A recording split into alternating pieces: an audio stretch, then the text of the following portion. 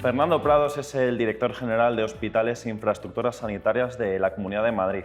También es conocido por haber dirigido el Hospital Enfermera Isabel Zendal durante su apertura y los momentos más difíciles de la pandemia del COVID-19. En una entrevista con Redacción Médica analiza cuáles son los retos que plantea para la red hospitalaria el tratamiento del paciente post-COVID, así como la renovación de hospitales como La Paz o el 12 de octubre, la oportunidad que plantea para la sanidad madrileña la llegada de los fondos europeos o el desafío que supone la digitalización.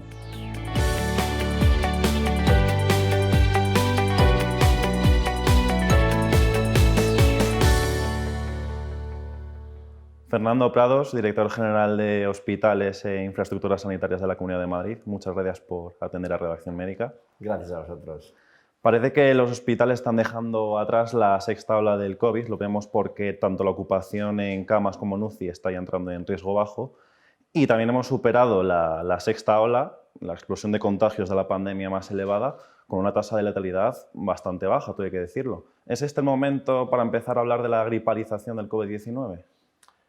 Hombre, es todavía prematuro empezar a hablar sobre gripalización, pero los datos que tenemos evidentemente sí responden más a que este virus está empezando a actuar de forma diferente, más parecido a la gripe que al COVID que nos encontramos en las primeras olas.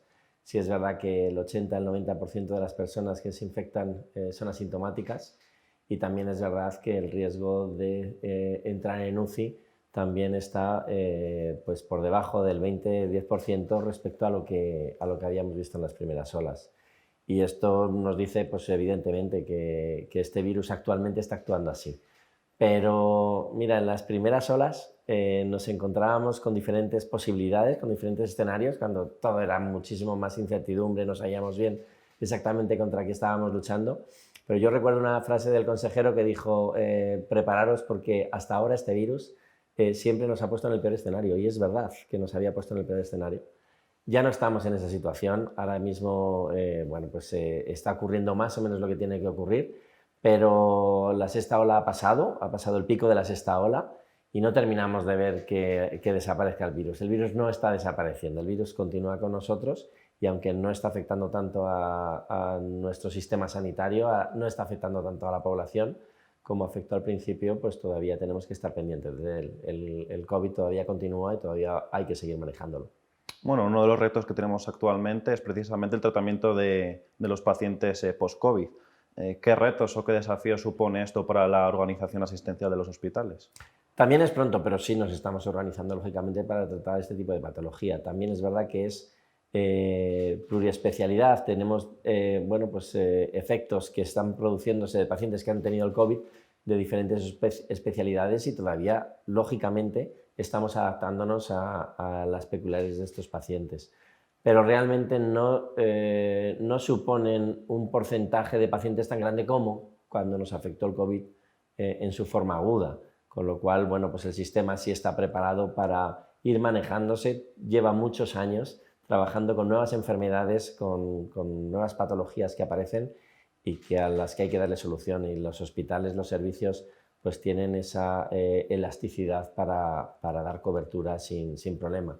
Vamos a seguir haciéndolo con normalidad, pero sí es verdad que cada día aparecen nuevos informes, aparecen nuevos artículos que nos ponen en la situación de que existe una patología emergente que ha aparecido después del COVID y que está afectando a la población y que, lógicamente, el sistema sanitario tiene que estar pendiente de resolverlo, claro.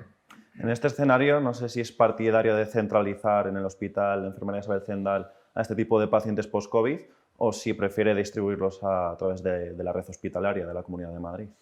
El Hospital de Emergencias Enfermera Isabel Zendal, la verdad es que ha supuesto una solución fantástica, pero no a los pacientes en sí, sino al sistema sanitario.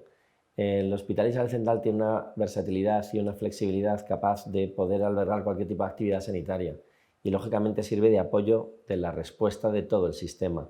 Nosotros ahora mismo, trabajando en red con los hospitales, con los profesionales que trabajan en sus propios hospitales, con sus propios recursos, tenemos capacidad, por supuesto, para la atención ordinaria de los pacientes.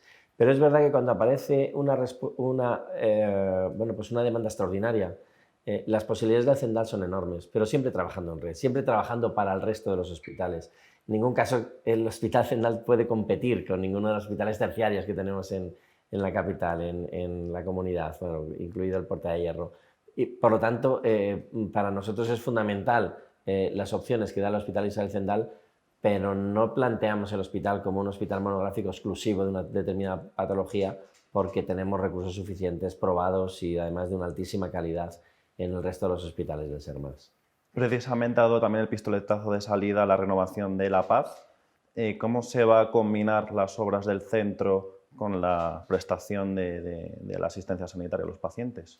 Pues aquí también obtendrá un protagonismo enorme el Hospital Enfermería de Zendal, pero en el 2018-2019 ya se hicieron los planes funcionales, en el que participaron más de 700 profesionales, donde se hicieron 11 grupos de trabajo para elaborar la fórmula de cambiar la actividad de un lugar a otro para poder demoler el edificio y poder crear el edificio nuevo, ¿no? Porque se va a hacer así, se va a tirar prácticamente todo, menos el edificio central, el redondo, el característico de La Paz, que se remodelará solamente. El resto de los edificios se van a tirar para sobre ese terreno construir la nueva Paz.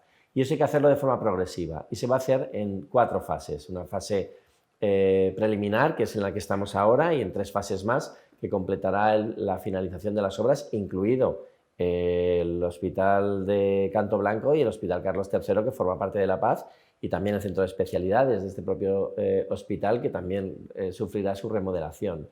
Pero ahora mismo estamos en la primera fase. En la primera fase se ha cambiado el punto limpio que teníamos, se ha hecho uno provisional, se está remodelando ya el edificio de Idipaz, porque 2 de las plantas van a quedar para atención asistencial. Y bueno, pues igualmente el Hospital Isabel Zendal va a albergar todo lo que es la cirugía mayor ambulatoria, posiblemente el laboratorio de genética también ir allí, la farmacia, toda la parte de logística e incluso consultas que se van a hacer en los pabellones 1 y 3 del Hospital de Enfermería Isabel Zendal. Aproximadamente empezaremos a final de año para albergar actividad de zonas que evidentemente hay que empezar a demoler para empezar la construcción de los nuevos edificios. Pero esto va a llevar muchos años, y la idea que lleve muchos años además no es por que no nos dé tiempo a hacerlo antes, es porque la medicina está cambiando y lógicamente tenemos que irnos amoldando a los diferentes cambios que se vayan produciendo. El hacer 4 fases es por esto mismo, porque vamos a ir viendo diferentes soluciones. Hay ahora mismo un grupo de trabajo solamente trabajando en las lecciones aprendidas con el COVID, para adaptar esas lecciones aprendidas a la nueva Paz, a los nuevos edificios, a las nuevas actividades que se van a hacer en La Paz. Pero hoy por hoy es un hospital puntero y lo que queremos es que evidentemente lo siga siendo. ¿Cuáles son las lecciones que nos ha enseñado el coronavirus y que se pueden aplicar a un nuevo hospital, como en este caso va a ser La Paz? Bueno, el coronavirus lo que nos ha enseñado es que el sistema sanitario tiene que estar preparado para una pandemia y para triplicar, cuadruplicar y multiplicar por no sé qué número el número de pacientes que pueden ser atendidos en un hospital. Además, nos hemos dado cuenta de que bueno, pues los propios profesionales también tienen que adaptarse a esas nuevas situaciones de emergencias, de extrema emergencia, para habilitar espacios para poder ser más flexible. Las habitaciones tienen que tener material para poder tener 2 y 3 pacientes en el caso de que sea necesario, y las unidades de intensivos tienen que estar también con suficiente bueno, pues dotación para poder atender a más pacientes, ¿no? El sistema tiene que saberse estirar y para eso es necesario que los espacios pues tengan también esas posibilidades, que hasta ahora pues los hacíamos específicamente para un trabajo específico y solamente pensando en que ahí se iba a desarrollar una determinada intervención, y tenemos que ser para eso más flexibles y tenemos que tener capacidad para que los espacios puedan ser utilizados en diferentes actividades sanitarias. Comentabas que algunos de los servicios de La Paz se van a trasladar al Zendal durante las obras, pero estamos hablando de que La Paz es un coloso de la sanidad madrileña. No sé dónde, o sea, a qué más otros hospitales se van a distribuir los servicios de La Paz, además del propio Zendal. Todos los hospitales ahora mismo tienen sus servicios trabajando en red, porque realmente, bueno, pues tenemos libre elección. En ese momento los pacientes pueden optar por el hospital que prefieran, por cercanía o porque hay una especialidad determinada que prefieran ser atendidos en uno u otro espacio. Realmente nosotros en la sanidad madrileña no tenemos ese problema. Los hospitales tienen sus listas de espera y se van gestionando de una forma conjunta. No tenemos un hospital con una lista de espera enorme y otro con una lista de espera baja porque tenemos libre elección, con lo cual eso no podría pasar. De todas maneras, la idea del plan funcional es que la actividad continúe estando al mismo nivel que está en la actualidad. El hecho de construir un hospital no significa que vayamos durante un tiempo a no tener actividad en nuestro hospital. Al igual que se está construyendo el 12 de octubre, al igual que se está haciendo el Gregorio Marañón, la idea es que el trabajo se pueda seguir desarrollando en las mismas condiciones, en espacios diferentes, pero en las mismas condiciones en las que se está desarrollando ahora mismo. Y con el refuerzo tanto del Hospital de Canto Blanco, que también se va a adaptar para recoger actividad que se hacía en la zona del Hospital de La Paz y del Carlos III, pues el CENDAL también va a colaborar en habilitar esos espacios para que la construcción se pueda realizar con normalidad y una vez que ya estén disponibles, pues los profesionales puedan pasar ya a su espacio definitivo. Tenemos también las obras del 12 de octubre, que junto con el Santiago Bernabéu son las mayores obras de ingeniería civil en estos momentos que hay en España. ¿En qué estado se encuentran actualmente las obras? Pues ahora mismo estamos ya levantando, creo que van por la tercera planta, estamos al nivel de la tercera de las 9 plantas que va a tener el edificio. Y bueno, pues esperamos que a finales del 23 el edificio esté preparado para podernos trasladar a ese edificio y poder remover el antiguo espacio donde va a quedar un espacio libre, un espacio verde, que sea la antesala del edificio que se está haciendo en la parte de atrás. Por eso digo, la actividad continúa exactamente en su edificio normal y yo creo que a finales del año 23 seremos capaces ya de empezar a trabajar en el nuevo edificio. Estamos viendo obras en los hospitales históricos de la Comunidad de Madrid, La Paz, el 12 de octubre, el Marañón, La Princesa incluso. ¿Se podría decir que los hospitales se habían quedado un poco antiguos? Sí, evidentemente todos estos hospitales se hicieron antes de los 60 o sobre los 60.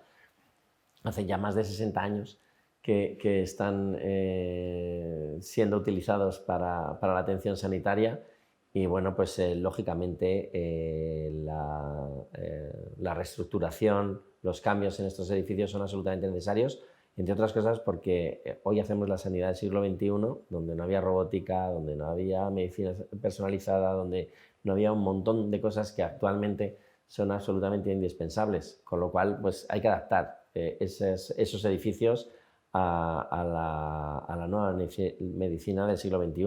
E incluso algunos tienen tanto tiempo que el propio edificio ya no tiene las características necesarias para poderse implementar y hay que cambiar, lógicamente, de estructura, como nos ha pasado en La Paz o nos ha pasado en el 12 de octubre. Y a pesar de todo vemos que La Paz, el Marañón y el 12 de octubre están entre los 100 mejores hospitales del mundo. ¿Cuál es la fórmula del éxito? Pues mira, has mencionado antes que había dos grandes obras de ingeniería, ¿no? El Real Madrid y... Pues mira, tenemos el mismo problema y es que tenemos a los mejores. Y cuando juegas con los mejores, pues estás donde están los mejores. Nosotros tenemos la suerte de que a Madrid quieren venir los profesionales a trabajar porque las condiciones que hay para el ejercicio de la medicina son ideales.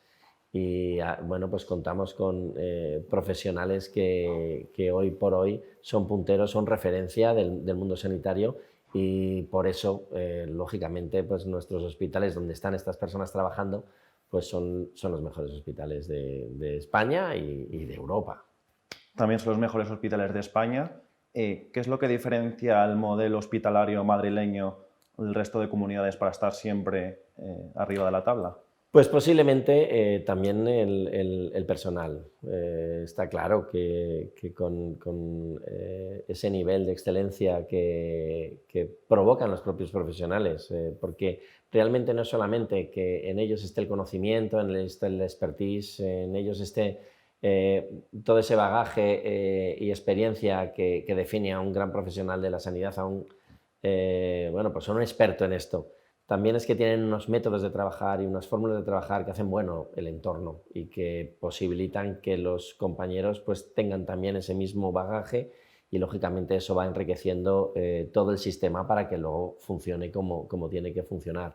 El trabajo de los gerentes también me parece bueno, pues, una característica esencial. Sin unos gerentes que evidentemente sepan organizar y ordenar diferentes servicios, poco se puede hacer. Y evidentemente cuando cuentas con grandes servicios punteros a nivel mundial, y te estoy hablando de especialidades y de varios hospitales, tenemos 8 hospitales terciarios que tienen prácticamente toda la cartera de servicios y que posibilita en cada uno de ellos pues haya un experto. A veces tengo que ir a jornadas donde me encuentro con que hay 3 grandes expertos y son 3 jefes de servicio de 3 hospitales madrileños, que dices, bueno, ¿y los demás? Pero es por eso, porque realmente en Madrid tenemos un sistema, tenemos una sociedad, 6 millones de población, o algo más de 6 millones de población. Evidentemente es un volumen de personas, de pacientes en un sistema sanitario como el nuestro, que es universal y que atiende a todas las patologías de todos los sectores. Pues es una medicina muy atractiva para la investigación, muy atractiva para la asistencia, y eso hace pues, que tengamos grandísimos profesionales y por lo tanto una grandísima sanidad. También quería hablar de digitalización, que es uno de los grandes desafíos y prioridades de las administraciones públicas, tanto de la Comunidad de Madrid, el Gobierno de España, incluso en la Unión Europea. ¿Cómo se está afrontando este proceso en los hospitales? Pues con dificultad, pero sin parar, porque sí es verdad que, igual que decía antes, que tenemos una sanidad muy buena en cuanto a población y en cuanto a datos, sí es verdad que hemos crecido de forma desigual durante mucho tiempo y hemos crecido además sin pensar en que venía detrás la digitalización, ¿no? Tenemos más de 10.000 millones de datos ya recogidos, ya depurados para poder trabajar en Big Data, pero esto es costosísimo y dificilísimo porque llevamos mucho tiempo trabajando en datos sin tener esta estandarización que permite el manejo digital de todo esto. Y tenemos que ponernos al día. Está claro que, bueno, pues tenemos diferentes soluciones informáticas que están dando resultado. Son centros muy grandes, con muchísimos profesionales trabajando con ellos, con lo cual es muy complicado hacer cambios y que permitan, lógicamente, digamos, lograr todo el potencial que tiene el sistema de salud en cuanto a digitalización. Pero nuestros sistemas de investigación, nuestros diferentes institutos de investigación que tenemos en los hospitales se manejan ya se manejaban, pero se siguen manejando con datos, con un sistema digital que les permite la investigación. Por otro lado, toda esa digitalización tenemos que trasladársela al paciente, ¿no? La tarjeta sanitaria virtual ya es una realidad.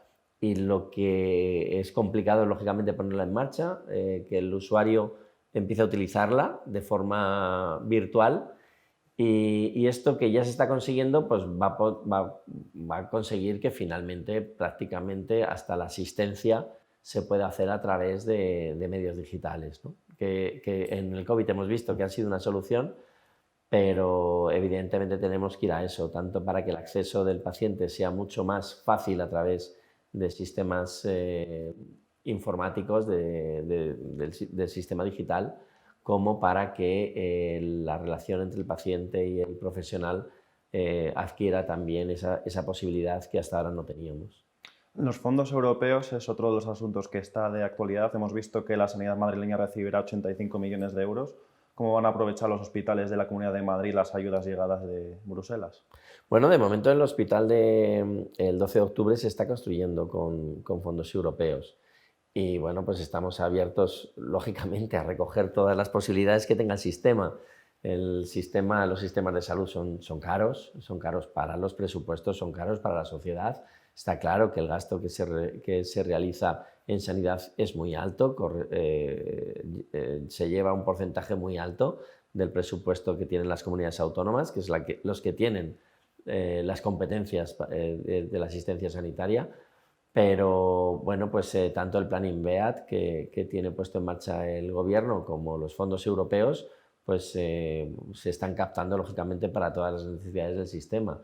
El plan INVEAT recoge más de 140 aparatos, más de 126 millones que se van a poner pues, a disposición de cada uno de los hospitales según las necesidades para modernizar todos los elementos de innovación, de diagnóstico, que queda obsoleto en cuanto pasan unos años y que lógicamente tenemos que estar a la última, ¿no? Porque actualmente todos los estudios, todas las publicaciones te enseñan que es necesaria esa actualización permanente de todos los medios necesarios para lograr el diagnóstico y el tratamiento de los pacientes.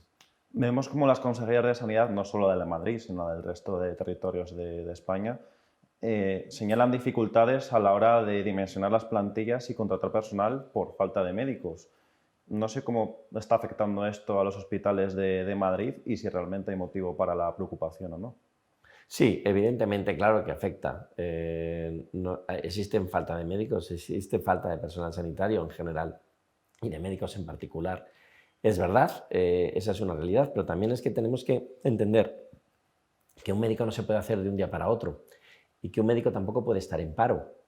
El médico requiere de una experiencia diaria de formación para poder evolucionar en su trabajo. Queda obsoleto a los pocos meses del trabajo que está desarrollando, con lo cual no podemos tener una bolsa permanente de profesionales sanitarios, tenemos que buscar el número de profesionales necesarios para realizar la actividad que se realizan y lógicamente eso va a suponer que cuando venga una demanda mayor de actividad pues nos va a costar, nos va a tensionar a la hora de para poderla llevar a cabo y cuando esa demanda decaiga y sea menor, pues los profesionales pues vamos a tenerles que tener ocupados porque es necesaria para la formación del profesional y para mantenerse actualizado el tener un número de procesos de experiencia. Muchos servicios se catalogan por eso, se catalogan por la cantidad de procesos que son capaces de realizar al cabo del año y los profesionales lógicamente se acreditan gracias a esa actividad que realizan. Entonces tampoco podemos tener disperso al personal sin realizar la actividad necesaria para lograr el nivel de excelencia, el nivel de conocimientos que es necesario para realizar su trabajo. Es más complejo todo esto, es muy complejo. Los recursos humanos en sanidad hay que valorarlos de forma diferente al resto y bueno, pues ser conscientes de que además son el secreto del sistema y que si no cuidamos su evolución y las características de estos puestos de trabajo, pues nos va a ser muy difícil mantener el sistema como le conocemos. Pese a todas estas dificultades, vemos como hay hospitales madrileños entre los mejores del mundo. ¿Se podría decir que los médicos y profesionales sanitarios de la Comunidad de Madrid también están entre los mejores del planeta? Yo estoy absolutamente convencido que tenemos a los mejores, absolutamente convencido. Es un privilegio contar con servicios como los que contamos en los hospitales. Y además ahora mismo que están trabajando, estos hospitales terciarios están trabajando en algunas especialidades ya con otros hospitales secundarios del SERMAS que están dando un expertise al personal que está en esos hospitales que es tremendo y que van a potenciar muchísimo y van a lograr una mayor equidad en la sanidad en general. Y esto evidentemente es porque contamos con los mejores profesionales desde prácticamente todas las especialidades y lógicamente eso hace que los servicios pues cada día tengan mayores capacidad de innovación, de actualización, de investigación que los hace estar en el primer nivel, claro. No querría terminar la entrevista sin hablar de otro tema de actualidad, que es la guerra de Ucrania. No sé si los hospitales madrileños han comenzado a atender refugiados y cuál es la capacidad del SERMAS para atenderles. Bueno, el SERMAS, la capacidad que tiene, y ya lo hemos visto con el COVID, es enorme. La verdad es que 14.000 camas y las posibilidades que te dan el tener 26 centros de agudos de 26 hospitales de agudos, más el Zendal, pues son suficientes como para poder marcar un reto como puede ser este o como pueden ser otros.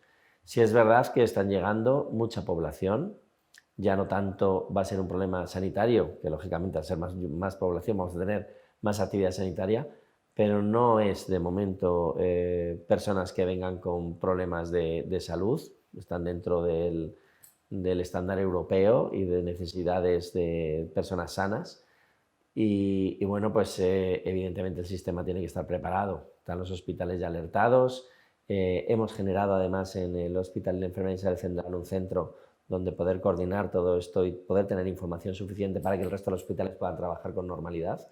Y desde ahí pues se hará el triaje, la selección de aquellos pacientes que necesiten atención sanitaria, y desde ahí se harán las tarjetas sanitarias a las personas que vengan y sean usuarios del sistema, para de esta manera pues darles las necesidades o aportarles aquellas necesidades que presenten. Ya digo, el tema es social, es absolutamente social. El tener que integrar a una población en tan poco tiempo pues va a ser un reto, más a nivel social que a nivel sanitario, pero a nivel sanitario lógicamente nos estamos preparando en los hospitales, en atención primaria y en el resto del sistema para poder dar solución a lo que pueda venir. El conflicto también está haciendo hincapié en la necesidad de reforzar la ciberseguridad. A fin de cuentas, los hospitales, los centros de salud, la sanidad está conectada a Internet y redes digitales de comunicación. No sé si se está tomando alguna medida para reforzar este aspecto. Sí, desde hace ya años los datos sanitarios tienen un nivel de seguridad máximo por protección de datos, así nos lo exigen. Son datos muy sensibles también. Claro, son datos absolutamente sensibles y que bueno, pues tienen una trascendencia para las personas importantísima. Con lo cual, pues estamos ahora pendientes de esto, pero se ha estado todo el rato, a todos los niveles, y de la ciberseguridad en la primera estación donde se paran para facilitar los recursos que hagan falta para evitar que lógicamente se produzcan problemas, es en sanidad, y así lo han hecho desde el primer día y así se va a seguir haciendo. Los hospitales madrileños y las infraestructuras sanitarias de la comunidad, por lo general, suelen ser blanco de ciberataques. Sí, sí, sí, como no sé a qué nivel estaremos, pero sí se detectan y lógicamente se eliminan. Sí es verdad que bueno, pues, tenemos más precaución por lo que suponen los datos sanitarios que porque alguien pueda tener interés por ellos. Realmente el nivel de protección es el máximo, no hay más nivel de protección posible que los datos sanitarios, y por lo tanto en el nivel de protección también estamos al máximo. Pero el número de ataques pues se produce pues el habitual, el que ya están acostumbrados, y desde el sistema informático se nos avisa y se da solución. Somos además actualmente dependientes del sistema informático para todo. Es muy difícil ya trabajar en digital. Y más ahora con la digitalización. En no digital, claro, sí. claro. Es muy difícil trabajar así, y bueno, pues las respuestas ahora ya son muchísimo más rápido que eran hace 5 o 10 años, donde estos problemas eran más frecuentes. Ahora eso está muchísimo más desarrollado y es mucho más seguro. Pues Fernando, por último, si quieres aprovechar la ocasión para subrayar alguna idea o lanzar algún mensaje. La verdad es que actualmente, después de haber pasado el COVID, después de haber pasado bueno, pues todo lo que este sistema sanitario ha pasado, la verdad es que solamente te queda el dar las gracias a todos, empezando por la población, porque lógicamente lo ha pasado muy mal y ha tenido que utilizar el sistema sanitario en unas condiciones que no eran las normales, como a los profesionales de la sanidad, que han tenido que cambiar sus formas de trabajo, han tenido que someterse a un estrés al que no estaban habituados en su mayoría. Y bueno, pues la verdad es que la respuesta ha sido de quitarse el sombrero y de aplaudir todas y cada una de sus actuaciones, desde el centro de atención primaria hasta el hospital más especializado. Todos han dado una respuesta bueno, pues por encima de lo que se esperaba. Fernando Prados, director general de Hospitales e Infraestructuras Sanitarias de la Comunidad de Madrid. Muchas gracias por atender a Redacción Médica y esperemos verle pronto de nuevo por aquí. Un placer.